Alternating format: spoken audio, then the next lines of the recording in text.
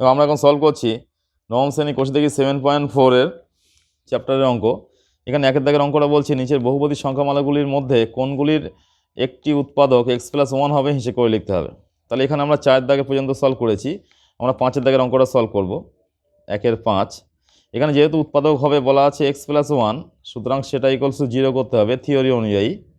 এখানে অতএব x equals to কত হবে -1, x ইকুয়ালস টু -1 হলো। তাহলে আমরা ফাংশন অফ x ধরে নেব একটা। ফাংশন অফ x সমান কত, এখানে আছে যেটা আছে এটাই function of x, x⁴ plus x² plus x plus 1। এবার আমরা কি করব, ফাংশন অফ -1 এর মানটা বার করব।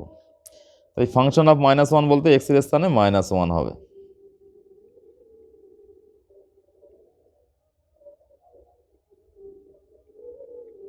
-1 এর টু দি পাওয়ার 4 করলে মানে মাইনাসটাকে 4 বার গুণ করলে কি হয়, প্লাস হয়, +1। এখানে মাইনাসটাকে 2 বার গুণ করলে প্লাস হবে, প্লাসে প্লাসে +1। এখানে প্লাসে মাইনাসে -1, এখানে +1। যেগুলো চিহ্ন একই আছে যোগ করছি, দেখো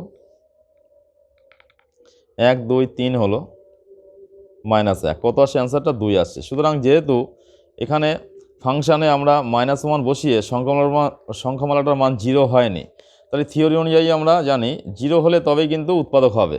আর যেহেতু 0 হয়নি, সুতরাং আমরা বলতে পারবো x+1 x⁴ plus x² plus x plus 1 এর উৎপাদক নয়। এটা কিন্তু আমাদের অ্যান্সারটা লিখে দিতে হবে।